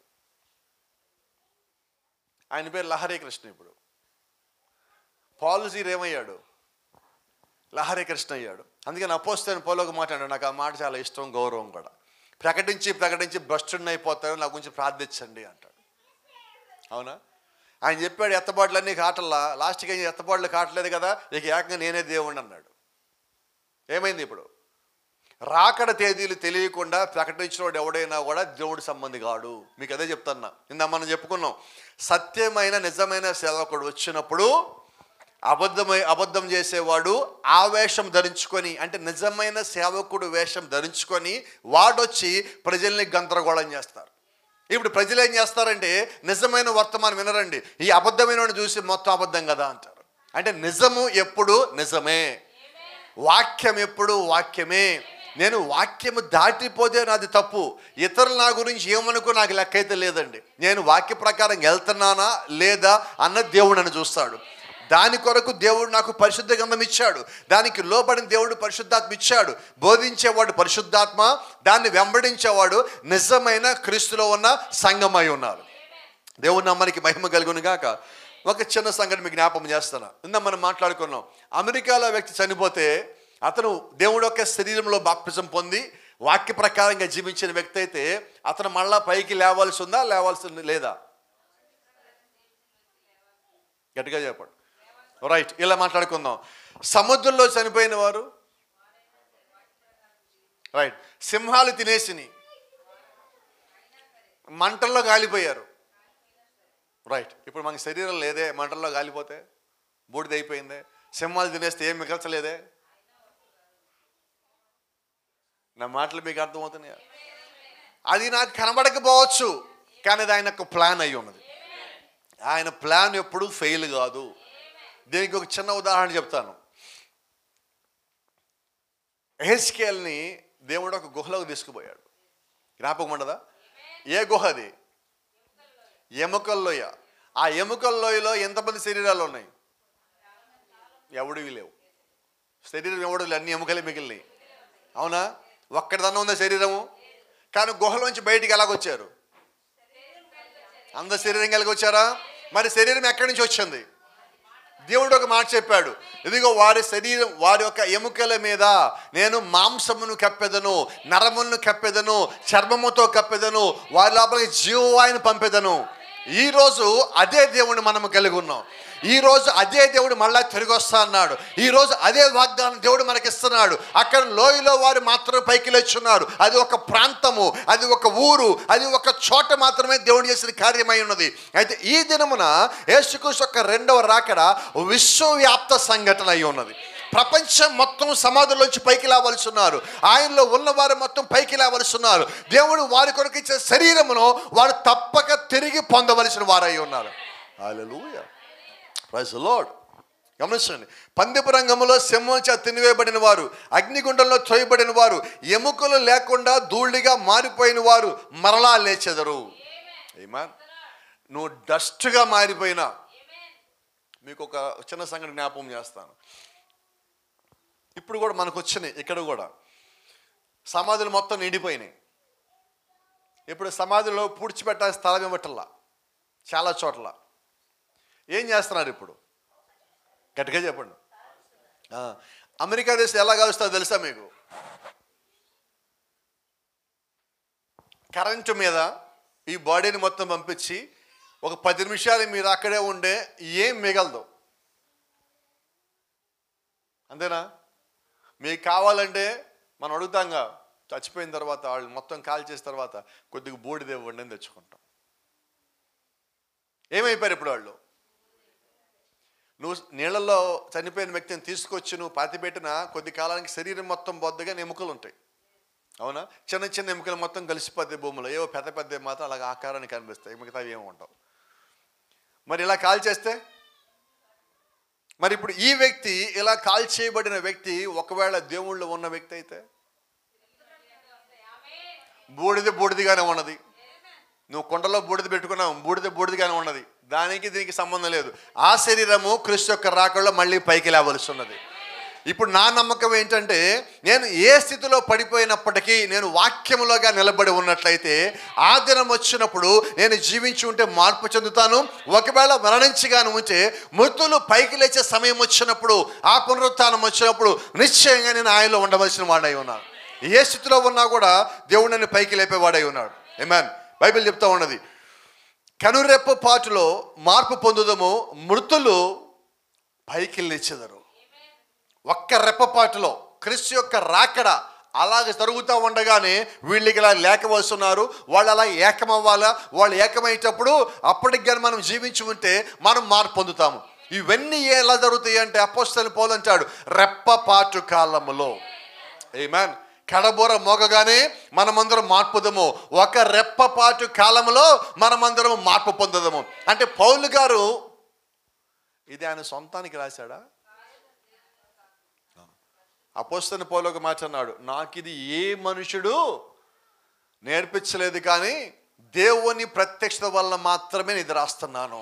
ఆమేన్. అంటే ఇప్పుడు అపోస్తలుడు పౌలు సొంత మాటలు రాయలా బైబిల్లో, పేతురు సొంత మాటలు రాయలా. మీరు గమనించండి, కొన్నిసార్లు అపోస్తలుడు పేతురు మాట్లాడుతా ఇది ప్రభువు చెప్పింది కాదు, కానీ నా మట్టుకే నేను మీకు సెలవిస్తున్నా అన్నాడు. ఎందుకంటే వారి ఆత్మలు వారి స్వాధీనంలో ఉన్నాయండి. వారు స్పష్టంగా చెప్తున్నాడు, ఇది నాకు ప్రభువు చెప్పలా, నా మట్టుకు మీకు ఆజ్ఞిస్తున్నా, ఇలాగుంటే మీకు మేలు. దేవుడు ఎరుగున్నాడు కాబట్టి ఎలాగుంటే మేలు తెలుసు కాబట్టి చెప్తున్నాడు. అయితే దేవుడు ఇది నాకు చెప్పలేదని స్పష్టంగా చెప్తున్నాడు. మీరు గమనించండి, ప్రతి కాలంలో కూడా దేవుని చేత పంపబడిన ప్రతి వ్యక్తి కూడా వాళ్ళ సొంత మాటలు ఎక్కడా చెప్పలా. వారి సంఘాన్ని బలపరచడానికి దేవుడిచ్చిన దాన్ని వివరించే తప్పితే వారు కొత్తది ఏది తీసుకొచ్చి చెప్పలేదు. Praise the Lord. ఆమేన్. బ్రతికి ఉన్నవారు రెప్పపాటు కాలంలో మార్పు చెందెదరు, కనురెప్పపాటు కాలంలో వారు మారి కొనుపోబడదురు. ఆమేన్. ప్రభు యొక్క రాకడ విశ్వవ్యాప్తము. ఈ ఎత్తబడుట అలాగే జరుగును. ఇప్పుడు మనం రెండో రాకడలో ఉన్నాం. క్రీస్తు యొక్క రాకడ రేపో ఎల్లుండో వస్తాయి అనుకుంటున్నాం, రైట్? ఎందుకు ఎప్పుడు వస్తుంది రాకడ? ఒకవేళ రేపు రావచ్చు, డిసెంబర్ 31 రావచ్చు, రాకపోవచ్చు. వచ్చే సంవత్సరం, ఆ పై సంవత్సరం 5 ఏళ్ళకు వస్తుందో, 10 ఏళ్ళకు వస్తుందో, 100 ఏళ్ళకు వస్తుందో, 1000 ఏళ్ళకు వస్తుందో నాకు తెలియదు, కానీ రాకడైతే వస్తుంది. నాకు అది ఒక్కటే తెలుసు. అయితే మనం ఎలా జీవించవలసి ఉన్నామంటే ఏ రోజుకు ఆ రోజు, ఈ రోజు ఆయన వస్తాడేమో. నువ్వు నిజంగా వాక్యానుసారంగా ఉంటే, నిజంగా దేవుడు అంటే నీకు భయంగా ఉంటే, నీ యొక్క జీవితం ఎలా ఉండాలంటే ఆయన ఈ దినమే వస్తాడేమో, నేను ఈ రోజే రెడీ అవ్వాలేమో. అలాగ రెడీ అయినోడు ఏ ఒక్క రోజు కూడా తప్పిపోడండి, ఏ ఒక్కడు కూడా తప్పిపోడు. Praise the lord. గమనించండి, ఇద్దరు మంచం మీద ఉందరు, ఒకరు కొనిపోబడుదురు, ఒకరు విడిచిపెట్టబడుదురు. అదే సమయంలో ఇద్దరు పొలంలో ఉందరు, ఒకరు కొనిపోబడుదురు, ఒకరు విడిచిపెట్టబడుదురు. ఒకరు భూమి యొక్క చీకటి భాగంలో ఉందరు, మరొకరు భూమి యొక్క వెలుగు భాగంలో ఉందరు. చాలా జాగ్రత్తగా ఉందాం. ఇప్పుడు ఇదే మళ్ళీ చెప్తున్నా, 2 మాటలు తీసుకుంటున్నాం. ఇద్దరు పొలంలో పనిచేస్తున్నారు, ఇద్దరు ఇక్కడ నిద్రపోతున్నారు. ఇది చాలాసార్లు విన్నాం మనం, ఇప్పుడు కొంచెం కొత్తగా ఉంటుంది. ఇద్దరు పొలంలో ఉన్నారు, ఇద్దరు మంచం మీద పడుకున్నారు. పొలంలో ఉన్నోళ్ళు ఇద్దరిలో ఒకటి పైకి వెళ్ళిపోతున్నాడు, మంచం మీద పడుకున్న వాళ్ళు ఇద్దరిలో ఒకటి పైకి వెళ్ళిపోతున్నారు. ఇది చాలా కొద్ది మందికి అర్థమవుతుంది ఇప్పుడు చెప్పబోయే మాట. ఇప్పుడు మనం మాట్లాడుకున్నాం, యేసుక్రీస్తు రెండవ రాకడ విశ్వవ్యాప్తమైనది. ఇక్కడ దీని అర్థం ఏంటంటే, ఒక చోట పగలు జరుగుతూ ఉన్నది, ఇంకో చోట రాత్రి ఉన్నది. ఏమా పగలు వీళ్ళకి ఇక్కడ ఎత్తబాటు జరుగుతున్నది, వీళ్ళు రాత్రి ఇక్కడ పడుకున్నారు, ఇక్కడ ఎత్తబాటు జరుగుతూనే ఉన్నది. నా మాటలు మీకు అర్థమవుతున్నాయా? అంటే ప్రపంచం మొత్తములో ఒకేసారి జరిగే సంఘటన ఎత్తబాటు. అది నీకు పగలుగా ఉండొచ్చు, నీకు రాత్రిగా ఉండొచ్చు. మనం ఎత్తబాటు జరిగేటప్పుడు రాత్రిలో ఉంటాం, పగలు ఉంటాం, మనకు తెలియదండి. ఒకవేళ మనం పడుకోనంటే పొద్దున్న లేచేపడికి మేఘాల మీద ఉంటాం. నమ్ముదామా? ఎవరు రావట్లేదు, నమ్మకం రావట్లా, బలంగా రావట్లా, కష్టంగా వస్తుంది. నమ్మకంగా ఉన్నవాడు గట్టిగా చెప్పండి. ఒకవేళ ఆ రాకడ మనము రాత్రి సమయంలో ఉన్నప్పుడైతే మనం పొద్దున గల్లా పైన ఉంటాం. ఒకవేళ పగల పొలంలోనో పనిచేస్తానో, స్కూల్కో, కాలేజీకో, ఉద్యోగానికో, వ్యాపారానికో, బయటికి వెళ్ళి పరిచయకి వెళ్తా ఉన్నప్పుడు మిస్ అవుతాం, పైన ఉంటాం. ఆమేన్. అంటే ఇక్కడ గమనించాల్సిన సంగతి ఏంటంటే, ఒకటేసారి గమనించండి, ఇక్కడ వచ్చిన మాట, ఒకరు భూమి యొక్క చీకటి భాగంలో ఉందరు, మరియు ఇంకొకరు భూమి యొక్క వెలుగు భాగంలో ఉందరు. ఆమేన్. బ్రిటిష్ వాళ్ళకి ఒక పేరు ఉన్నది, బ్రిటిష్ సామ్రాజ్యానికి చెప్పగలరా? సూర్యుడు అస్తమించని సామ్రాజ్యము, రవి అస్తమించని సామ్రాజ్యం అని ఒక పేరు ఉన్నది. అంటే వాళ్ళ దేశంలో వాళ్ళు పరిపాలించే భూభాగంలో ఇటుపక్కన సూర్యుడు కనిపిస్తాడు, ఇటుపక్కన నిద్రపోతూ ఉంటారు ప్రజలు రాత్రిళ్ళకి. ఈ సూర్యుడు ఇటు వచ్చేసరికి ఇటుపక్కన నిద్రపోతూ ఉంటారు. అంటే వీళ్ళ సామ్రాజ్యం మొత్తంలో సూర్యుడు ఎక్కడో చాట ఉదయిస్తూనే ఉంటాడు. కాబట్టి ఆ సామ్రాజ్యం మొత్తంలో సూర్యుడు ఎక్కడ అస్తమించాల, కనిపిస్తా ఉన్నాడు కదా. కాబట్టి వాళ్ళు ఏమంటారంటే సూర్యుడు అస్తమించిన సామ్రాజ్యం అంటున్నారు. ఇప్పుడు ఈ ఎత్తబాటు సమయంలో ఇది ప్రపంచానిది. ఒక చోటేమో సూర్యుడు ఉదయిస్తుంటే ఇంకో చోట నిద్రపోతూ ఉంటారు ప్రజలు, అవునా? ఇప్పుడు ఈ నిద్రపోయే ప్రజలు కూడా అదే గడియ పైకి లేవాలి, అదే క్షణము పైకి లేవాలి. ఎందుకంటే రెప్పపాటు కాలం అంటే ప్రపంచమంతా అదే, అది రాత్రి కావచ్చు, పగలు కావచ్చు. ఆమేన్. అందుకే చూడండి, అది విశ్వవ్యాప్త రాకడ. సంఘమంతయు ఏకము చేయబడును, కానీ పునరుత్థానం తర్వాత మరియు ఎత్తబాటు స్థిరము. పునరుత్థానము వెంటనే ఎత్తబాటు. ఆయన రాకడ, పునరుత్థానము, శరీరాల మార్పు, ఎత్తబాటు. ఇది ఆలస్యం లేదండి. చాలామంది చెప్తున్నారు ఆయన రాకడ వచ్చేస్తుంది ఒక 60 ఏళ్ళకో 70 ఏళ్ళకో 100 ఏళ్ళకి వీలుగా ఉన్నప్పుడు ఆయన ఎత్తబాటు తీసుకుపోతాడు అంటున్నారు. కాదండి. దేవుని యొక్క వాక్యం ఏమి చెప్పినదో, ఈ గడి వర్తమానం ఏం చెప్పిందో నీవు నేను లోపడాల్సిందే. నీకు ప్రాఫిట్ చెప్పిన మాట ఒకటి చెప్తాను, మీరు ఆ విధముగా దానిని చూడని ఎడల పర్వాలేదు. ఇప్పుడు గ్రహించండి, దీనిని తేపు చేయుచున్నాను, గమనించారా? దీనిని అంగీకరించని సేవకులు కూడా ఉండవచ్చును, మంచిది. ఎత్తబాటు క్రీస్తు యొక్క రాకడ రాగానే మృతులు పైకి లేస్తారని, పునరుత్థానం జరుగుతుందని, ఇదొక విశ్వవ్యాప్త సంఘటన అని నమ్మని సేవకులు కూడా ఉంటారు. నిజమా కదా? అవునా? ఈరోజు కొద్దిమంది ప్రజలు అంటున్నారు మనం మిలినియంలో ఉన్నామండి అంటారు. మిలినియం ఎప్పుడు? 1000 ఏళ్ల పాలన ఎప్పుడండి? ఎత్తబాటు అయిపోయిన తర్వాత, మోషే ఏలియాలు వచ్చిన తర్వాత, వాళ్ళు యూదుల దగ్గరికి పోయి సువార్త చేసిన తర్వాత, 3.5 సంవత్సరాలు వాళ్ళు పరిచర్య చేసిన తర్వాత, అది శ్రమల కాలము. ఆ శ్రమల కాలం వాళ్ళు అయిపోయాక 3వ ప్రపంచ యుద్ధం రావాలి. దాని తర్వాత జరిగేది 1000 ఏళ్ల పాలన. మరి ఇప్పుడు ఈ బుద్ధి లేని వ్యక్తులు వచ్చి ఇప్పుడు మనం మిలీనియంలో ఉన్నామంటే వీళ్ళని ఏమనాలి? అసలు ఏదైనా మాటలు అంటే ఆ మాటలు కూడా సిగ్గుపడితే వాళ్ళని చూసి ఏమనాలి ఇప్పుడు వాళ్ళని? అంటే వాక్యం ఏమాత్రం తెలియదు అన్నట్టు. మన సంఘానికి పోయామా, ఏదో అక్కడ కాసేపు కూర్చొని వచ్చామన్నట్టయితే మనం పరిపూర్ణలు కాలేమండి. ఏదో ముక్కును పెట్టుకుని వచ్చి ఈరోజు ఈ మాటలు చెప్పేసి పోయానంటే అది సేవకుడే కాదండి. వాక్యము కింద నీవు ఉండవలసి ఉన్నావు. ఆత్మతో నువ్వు నడిపించబడవలసి ఉన్నావు. దేవుడు యొక్క ప్రత్యక్షత నీకున్నప్పుడు నువ్వు బలిపీఠం దగ్గరికి రా, లేదంటే మానేసేయి. ఎందుకంటే బలిపీఠం దగ్గర కూర్చునే వ్యక్తి, నిలబడే వ్యక్తి బోధించినప్పుడు అనేక ఆత్మలు నశించిపోయే స్థితిలో ఉన్నవాళ్ళు వాళ్ళ జీవనంలోకి రావాలి. వాళ్ళు వాక్యాన్ని పొందుకోవాలా, ఆత్మను పొందుకోవాలా, వాళ్ళ జీవితాన్ని మార్చే విధంగా ఆ యొక్క బోధ ఉండాలి. ఎందుకంటే సంఘములతో చెప్పుచున్న మాట, ఆత్మ చెప్పుచున్న మాట చెవిగలవాడు వినును గాక. అంటే సంఘములతో బోధించేది పరిశుద్ధాత్మే. నా జ్ఞానము మీ జ్ఞానం పనిచేయదండి. మన సొంత జ్ఞానం పక్కకు పోతేనే దేవుడి యొక్క జ్ఞానము మన మధ్యలో పనిచేసేదిగా ఉంటుంది. Praise the lord. కాబట్టి దేవుడి యొక్క జ్ఞానం పనిచేయాలంటే ముందు ప్రార్థించేదిగా ఉండాలి, దేవుని అడిగేదిగా ఉండాలి. ఇదిగో ప్రభా, నీ బిడ్డలు నేను ఏం బోధించాలంటే దేవుడు ఇచ్చిందే నేను చెప్పాలి తప్ప నా సొంతది నేను తీసుకొచ్చి చెప్పడానికి వీలు కాదు. ఎందుకంటే పరిశుద్ధాత్మే ఈరోజు మనకు బోధకుడై ఉన్నాడు. ఆయన నిలబెట్టువాడు, ఆయనే కట్టువాడు, ఆయన మన ఇక్కడి నుంచి పరలోకానికి తీసుకుపోయేవాడు, ఆయన మన ముత్తుల నుంచి పైకి లేపువాడు, ఆయన మన సమాధుల నుంచి పైకి లేపువాడు, ఆయన మనల్ని శరీరాలు మార్పు చెందించి పైకి తీసుకెళ్లేవాడు అయి ఉన్నాడు. కాబట్టి ఆయనకి మనము లోబడవలసిన వారం అయి ఉన్నాం. ఆమేన్. కాబట్టి ఎవరో చెప్పినట్టుగా మళ్ళీ లేఖనం దగ్గరికి వస్తున్నాం. కొద్దిమంది చెప్తున్నట్టుగా లేఖనం దేవుడు ముందుగా సెలవిచ్చాడు. రాకడ కన్నా ముందు సూచనలు చెప్పమంటే ఆయన చెప్పిన సూచన ఏంటంటే, అనేక మంది అబద్ధపు క్రీస్తులు వచ్చెదరు. నేనే క్రీస్తుని చెప్పుకునే వాళ్ళు వస్తారు, అబద్ధపు క్రీస్తులు వస్తారు. అదిగో క్రీస్తు మేడగదిలో ఉన్నాడంటాడు, అదిగో క్రీస్తు ఎడారిలో ఉన్నానంటాడు అని క్రీస్తు గురించి క్రీస్తు చెప్తున్నాడు. అంటే ఆయన ముందుగా చూసినట్ట చూడనట్ట. ఇవన్నీ ఏంటి? యేసుక్రీస్తు రెండవ రాకడ కన్నా ముందు సూచనలు. రైట్. ఇప్పుడు మనం చూస్తున్నాం కొద్దిమంది వ్యక్తుల్ని, కొద్దిమంది సేవకుల్ని, చాలామంది ఏమంటారంటే అదిగో ఈయన క్రీస్తే అని పేర్లు పెడుతున్నాడు. ఎవరినో క్రీస్తు అంటే మనం నమ్మేది కాదండి. అవునా? మీకు అందరూ తెలుసు విలియం బ్రన్హామ్ గురించి. చాలామంది మూర్ఖులు, వాక్యం తెలియని వాళ్ళు, డబ్బులకి అమ్ముడిపోయిన వాళ్ళు వచ్చి ఇదిగో బ్రన్హామ్ క్రైస్ట్ అని తీసుకుని వచ్చారు. బ్రన్హామ్ క్రైస్ట్ ఎందుకు అవుతాడు? బ్రన్హామ్ ఎప్పటికీ క్రైస్తు కాడు. నీలాంటోడు నాలాంటోడు బ్రన్హామ్ అన్నాడు. దేవుడు ఒక సేవ చేసినవాడు, నమ్మకంగా సేవ చేసినప్పుడు ఆ సేవ బహుబలంగా ప్రపంచం మొత్తం జరిగినప్పుడు తట్టుకోలేని కొద్దిమంది దుర్మార్గులు ఏం చేశారంటే ఆ వ్యక్తి మీద నిందేయటానికి ఈయన క్రైస్తు అన్నాడు. ఆయన క్రైస్తు ఎందుకు అవుతాడు? ఆయన ఎన్నికసార్లు ఏడవలేదా? నేను క్రీస్తు అంటున్నారు వీళ్ళు తప్పుడు మనుషులు, వీళ్ళు ఇంకోసారి అలాగంటే పరిచయం వదిలిపెట్టి పోతానని చెప్పలేదా? ఎందుకు చెప్పాడు ఆయన?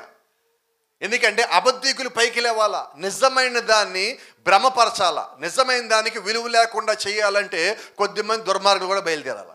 11 మంది అపోస్తలులు వచ్చినప్పుడు వాళ్ళతో పాటు దుర్మార్గుడు అని యోధా కూడా వచ్చాడు, కయీను కూడా భూమి మీదకి వచ్చాడు, బిలాము కూడా భూమి మీదకి వచ్చాడు. అంటే నిజమైన పరిచయం జరుగుతున్న ప్రతి చోట అబద్ధికుడు కూడా వచ్చున్నాడు. అవునా? ఏదైనా తోటలో దేవుడు అక్కడ తోటలో నాచినప్పుడు జీవవృక్ష ఫలం ఇచ్చే చెట్టు ఉన్నది, మంచి చెడు తెలివిచ్చే చెట్టు ఉన్నది.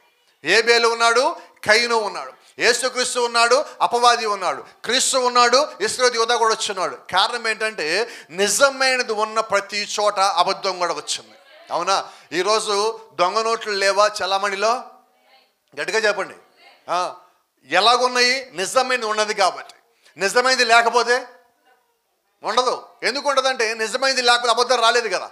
నిజాన్ని చూపించి దానిలాగా ఉండేలాగా మోసం చేసేదే ఈ దొంగది. అయితే నిజమైన వ్యక్తి ఏది దొంగదో ఏది నిజమైనదో గుర్తించగలడు. ఒక నిజమైన విశ్వాసి ఏది వాక్యమో కాదో గుర్తించగలడు. ఒక నిజమైన వాడు ఏది పరిశుద్ధాత్మో ఏది దురాత్మో గుర్తించగలడు. ఒక చిన్న మాట మీకు జ్ఞాపకం చేస్తా. ఈస్ట్లోనో వెస్ట్లోనో ఒక సహోదరి, మంచి సహోదరి, ఆమెకి ఎవరన్నా మాట్లాడుతున్నప్పుడు ప్రార్థన చేయమన్నప్పుడు అకస్మాత్తుగా ఆమె కూర్చొని ఊగుతూ ఉంటుంది. క్రైస్తవురాలే, వర్తమాన విశ్వాస, ఊగుతూ ఉంటుంది, తల మొత్తం తిరుగుతూ ఉంటుంది, బాడీ మొత్తం తిరుగుతూ ఉంటుంది. ఏంటంటే దేవుడు నా మీదకి వచ్చాడంటది. సరే, మంచిది, రావచ్చు, దేవుడు ఆత్మ రావచ్చు, మాట్లాడవచ్చు, మన దాన్ని కాదంటానికి ఏమి లేదు. ఎందుకంటే భాషలు మాట్లాడేది ఉన్నది, మన దాన్ని కాదంటానికి లేదు. దేవుడు ఒక ఆత్మ మాట్లాడేది ఉన్నది. ఎందుకంటే సిస్టర్స్ మీదకి, బ్రదర్స్ మీదకి పరిశుద్ధాత్మ వచ్చినప్పుడు వాళ్ళు ప్రవచనాలు ప్రవచించేది ఉన్నది. ఎందుకంటే బైబిల్లో ఉన్న ప్రతి ఒక్క కృపావరము కూడా సత్యము, దాన్ని మనం కాదంటానికి వీలేమీ లేదు. అయితే ఈమె మాట్లాడేటప్పుడు ఆమె భర్త ఒకసారి నాకు ఫోన్ చేసి అడిగాడు, పాస్టర్ గారు మా భార్య ఒంటి మీదకి దేవుడు వస్తాడండి నన్ను. అయ్యా రావచ్చు, కానీ ఆమె చెప్పినవి చాలా జరుగుతున్నాయి పాస్టర్ గారు. సరే, జరగని కూడా జరగచ్చు. ఒక సంఘటన నా దగ్గర తీసుకొని వచ్చారు. 2 సంఘటనలు మీకు జ్ఞాపకం చేద్దాం అనుకుంటా, టైం ముందు మనకి. ఇంకా 2 సంఘటనలు. మొట్టమొదటి సంఘటన, ఆమె ఏ సంఘంలో ఉన్నదో ఆ పాస్టర్ గారు ఒకరోజు ఇంటికి పిలిచి కాఫీ ఇచ్చింది. పాస్టర్ గారు కూర్చున్నాడు, ఆమె కింద మోకాళ్ళ మీద కూర్చుంది, ఈయన కాఫీ తాగుతూ ఉన్నాడు. అప్పటికి ఆ పాస్టర్ గారు చెప్పాడు, నువ్వు అక్కడికి పోమాక అని చెప్పా ముందే. ఆయన నాకు చెప్పకుండా బయలుదేరి వెళ్ళిపోయాడు. కాఫీ ఇచ్చిందామా, కుర్చీలో కూర్చున్నాడు, ఈమె ఎదురుగా కూర్చున్నది. కాసేపటికి ఊకటం బిగిన్ చేసింది. ఆమె ఊకటం బిగిన్ చేసినప్పుడు మూతి మొత్తం పక్కకు పెడుతుంది. కాఫీ తాగేటప్పుడు కొంతమందికి ఒక సౌండ్ వస్తుంది, గుర్తుందా మీకు? కొంతమంది నోట్లో కొంపుకుంటారు, ఇంకోటి నోట్లోకి లాగుతారు లోపలికి, సౌండ్ ఒకటి వస్తుంది. సరే మీకు ఇది అర్థం కాదేమో, పెద్ద పెద్ద మొక్కలు తినే వాళ్ళకి బాగా తెలుసు. మూలుగులు ఉంటాయి కదా, ఈ మూలుగు కొట్టినప్పుడు రాదు, ఈ మూలుగు పట్టుకొని లాగుతారు, ఒక సౌండ్ వస్తుంది, మీకు తెలుసు. ఏం సౌండ్ అది? అది. ఇప్పుడు ఈమెం చేస్తాడంటే నా మీదకి దేవుడు వచ్చాడని చెప్పి ఆ సౌండ్ చేస్తుంది. ఆ సౌండ్ చేయగానే ఇక అందరూ భయపడటమే. ఆ సౌండ్ చేసిందామా. ఇక ఈయన పాస్టర్ గారు కాఫీ తాగాలి, కాఫీ కప్పు పక్కన పెట్టి కంగారు పడతా ఉన్నాడు. ఆమె అంటుంది, నువ్వు నా సేవకు పనికిరావు అన్నది. మా ఆమె ఇంటికి పిలిచింది, కాఫీ ఇచ్చింది, కాఫీ పూర్తి కాల, నువ్వు నా సేవకు పనికిరావు పో అన్నది. ఇక ఈయన కంగారు, సేవకు పనికిరా అంటే ఏం చేస్తారు ఎవరు మాత్రం? దేవుడే నా మీదకి వచ్చాడు, నువ్వు సేవకు పనికిరావంటే కంగారు కాదు. ఆయన ఇంకా లేచి నుంచున్నాడు. ఇక ఆమె ఏమంటుంది, కూర్చో అన్నది. ఈయన కూర్చున్నాడు. అప్పుడు ఆమె ఒక మాట అన్నది, నువ్వు నా సేవకు పనికిరావు, నా భర్తను సేవకుడిగా పెట్టుకుని ఇక్కడి నుంచి ఆయనే సేవకుడు అన్నది. ఇది చెప్పి ఆయన భయపడుతున్నాడు, ఏడుస్తా ఉన్నాడు. ఆయనకైతే కాళ్ళు కూడా చచ్చిపడిపోయినాయి ఇప్పుడైతే. సరే మంచిది, ఈ సంఘటన నాకు చెప్పారు. నేనన్నా ఆయన చెప్పి భయపడిపోతున్నాడు. ఇక దేవుడు చెప్పేసి నేను పరిచయం పనికిరాను అన్నాడు. నీకు బుద్ధి ఉందా అని అడిగా. నువ్వు సేవకుడు నేను కాదని, నీకు అసలు బుద్ధి ఉందా అన్నా. కాదు పాస్టర్ గారు, దేవుడే చెప్పాడని, పరిశుద్ధాత్మ కాదా అన్నాడు. బుద్ధి ఉందా నీకు ఫస్ట్ లేదో చెప్పాను. ఎందుకని? ఆమంటుంది, నా భర్తని సేవకుడిగా పెట్టుకున్నాను. వచ్చింది పరిశుద్ధాత్మ, అదిగా పరిశుద్ధాత్మ భర్త ఎవరు? ఆలోచన ఉండదా అంటున్నా. పరిశుద్ధాత్మక దేవుడికి భర్తలు ఉంటారా? అంటే ఈమె ఆలోచన ఏం చేసింది, పాస్టర్ గారు కొద్దిగా వీక్గా ఉన్నాడు, నా దగ్గర ఆత్మ నీకు అర్థమైపోయింది, నేను ఏది చెప్పి నడిచిపోతుంది అని వీళ్ళ భర్తని పాస్టర్ గారు చేసుకోవాలనుకున్నది. ఏమైంది ఇప్పుడు? ఇప్పుడు చెప్పండి, ఏ ఆత్మ అది? నేను చెప్పాలా మీకు ఇప్పుడు అది? కానీ చెప్పినప్పుడు అక్కడ ఉన్న వాళ్ళకి ఎలాగుంటుంది? అచ్చు పరిశుద్ధాత్మలాగే ఉంటుంది. ఎందుకంటే వాడు అపవాది నిజమైనది ఉండదని తెలిసి దాన్ని అనుకరించడానికి వాడు అలాగే చేస్తాడు. Same pattern, same formula. మీరు గమనించండి, ప్రాఫెట్ చెప్పినట్టుగా ఒక విశ్వాసి దగ్గర అవిశ్వాసం వచ్చినప్పుడు విశ్వాసిలాగే ప్రవర్తిస్తాడు, విశ్వాసిలాగే చేస్తాడు. అలంకరణ విశ్వాసిలాగే ఉంటుంది, వస్త్రాన విశ్వాసిలాగే ఉంటుంది, అన్ని విశ్వాసిలాగే చేయగలడు. కానీ వాడు ఒక్క పని చేయలేడు అన్నాడు. ఏంటి ఆ పని అంటే, విశ్వాసిలాగా ప్రేమించలేడు అన్నాడు. హల్లెలూయా, నిజమేనా? నేను వర్తమాన విశ్వాసలాగా అన్నీ చేస్తానండి, నాకున్న మొత్తం వదిలిపెట్టేస్తా, అన్నీ చేస్తా, అన్నిటిలాగా నేను ఉంటాను. అయితే ప్రేమించే విషయంలో నీ వల్లగానే కాదు. అపొస్తలుల పౌలు, నేను ప్రేమ లేకపోతే ఎందుకని? అన్నీ ఉన్నాయి నాకు, నేను అన్నీ చేసేసా, పర్ఫెక్ట్ పర్ఫెక్ట్ పర్ఫెక్ట్ పర్ఫెక్ట్. ఇప్పుడు రైట్, ఇప్పుడు చెప్పొచ్చా? మరి ప్రేమ లేకపోతే పరలోకం వెళ్తామా? ఇందా మాట్లాడుకున్నాం, మృతులు కలవాలా, పునరుత్థానం చెందిన వారు జీవించిన వారు ఇద్దరు కలిసే పైకి వెళ్ళాలా. నేను నీతో కలవని నాన్ సెన్స్ అని ఇక్కడ నువ్వు అన్నావంటే ఒకవేళ ఆర్డర్ అయిపోద్దున ఎత్తపాటులోకి వచ్చేవాడైతే వాళ్ళు కలుస్తామన్నారు. ఒక మాట చెప్తా, మీ విషయంలో ఎవడన్నా తప్పు చేశారు, వాళ్ళు వచ్చి మిమ్మల్ని క్షమించమని అడిగారు, ఏం సమాధానం రాదు ఎక్కడి నుంచి? ఎమ్మటే మీరు ఏం చేస్తారో చెప్పేయాలి కదా. అయితే మనమేమంటాం చెప్పండి? నో, నువ్వు నాకు గాయం చేసావు, నువ్వు దుర్మార్గుడివి, నీచుడివి, భూమి మీద ఉన్న చెడ్డ పదాలని నీవే అని మనం అనేటట్లయితే, నేను మళ్ళీ భక్తిపరుణ్ణి, ప్రార్థనాపరుణ్ణి, గొప్ప విశ్వాసిని, గొప్ప మర్మాలు తెలుసు, 7 మొదలు 70 సార్లు చదివా. చెప్పండి, నేనేమనుకుంటా, నేను పర్ఫెక్ట్గా ఉన్నా, నేను క్రమంగా ఉన్నా, ఆడే నాన్ సెన్స్ వాడు రాడు పరలోకానికి అంటే రేపు పొద్దున ఆళ్ళు వచ్చి నువ్వు బాగపోతే. ఎప్పుడు గమనించండి, క్షమించమని ఒక వ్యక్తి అడిగినప్పుడు నువ్వు క్షమించి తీరాలి. రెండో సంగతి, మీకు ఇక్కడ అర్థమవలసిన మర్మం ఒకటి ఉన్నది. నువ్వు వాళ్ళని క్షమించలేదనుకో, దేవుడు నిన్ను క్షమించలా. అదేనా వర్తమానం, అదేనా వాక్యం. ఒక ప్రార్థన ఉన్నది మనకందరికి బట్టి పట్టిన ప్రార్థన. ఏం ప్రార్థన అది? పరలోకం ముందర మా తండ్రి, కళ్ళు మూసుకుంటే పైన బిగిన్ చేస్తే 7 వెళ్ళిపోవాలి లాస్ట్ వరకు. 7 అని చెప్పినట్టు చెప్పాలా. కానీ దాని లోపల ఏముందో మాకు ఎదుగు పాస్టర్ గారు, మాకు సండే స్కూల్ నేర్పించా చెప్పేశాం మేము. మా ఎడల అపరాధములు చేసిన వారిని మేము క్షమించి ఉన్న ప్రకారము. రైట్. అంటే ఇప్పుడు దేవుడు ఇక్కడ చిన్న ట్విస్ట్ పెట్టింది ఏంటంటే, ఇప్పుడు నా పట్ల ఎవరైనా అపరాధం చేస్తే నేను వాళ్ళని క్షమిస్తే దేవుడు నన్ను క్షమిస్తాడు. రైట్. ఇప్పుడు నేను వాళ్ళని క్షమించలా, ఇంక పరలోకం గురించి ఎందుకు నీకు ఆలోచన? నీకు పరలోక ప్రార్థన ఎందుకంటే ఇంకా అంతేనా? కాబట్టి ఏం చేద్దాం, ఇక్కడి నుంచి ముందు ఎతుకుదాం. మనల్ని ఎవడు క్షమాపణ అడిగాడు, మనల్ని ఎవరిని తోసేసాం, నో గెట్ అవుట్, నా కళ్ళ ముందు రామాక అని ఎవరిని అన్నామో వాళ్ళ ఫోన్ నెంబర్లు ఇవ్వండి. తీసి ఏం చేద్దాం? గ్లోరీ సిస్టర్ చెప్తారు. ఏం చేయాలి సిస్టర్? అది ఎందుకంటే సిస్టర్ ఆ పని చేసింది ఆల్రెడీ. ఒకసారి ఇక్కడ వర్తమానం విన్న తర్వాత ఇంటికి పోయి ఫోన్ నెంబర్లు మొత్తం తీసి అయ్యా తమ్ముడు అన్న అని చెప్పి మొత్తం అందరు ఫోన్లు కొట్టి మొత్తం చెప్పేసిందామా అక్కడ.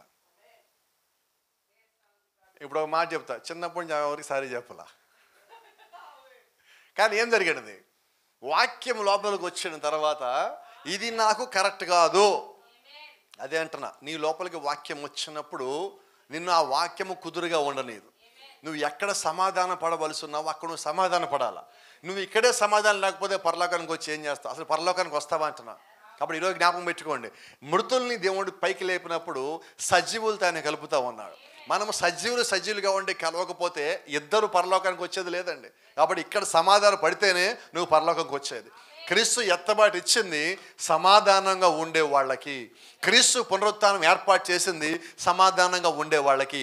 కాబట్టి వాక్యం ఎంత తెలిసినా, నీకు ఎంత మర్మం తెలిసినా, నువ్వు ఎంత జ్ఞానం కలిగి ఉన్నప్పటికీ ప్రేమ కలిగి ఉండాలి, సమాధానం కలిగి ఉండాలి, విశ్వాసం కలిగి ఉండాలి, వాక్య క్రమము కలిగి ఉండాలి, పరిశుద్ధాత్మని నువ్వు కలిగి ఉండాలి.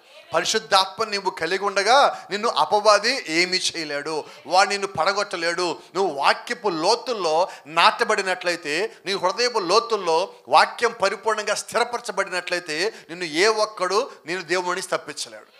క్రీస్తు ప్రేమ నుంచి నేను ఎవడు విడదీయలేడు. ఎందుకంటే దేవుడిచ్చిన వాగ్దానం అది. ఆ వాగ్దానం మీద ఈరోజు మనం కట్టబడి ఉన్నాం. క్రీస్తు రాకడ వరకు సజీవులుగా నిలిచి ఉండి మనము నిశ్చయంగా మార్పు పొంది ఆయన దగ్గరికి వెళ్తాం.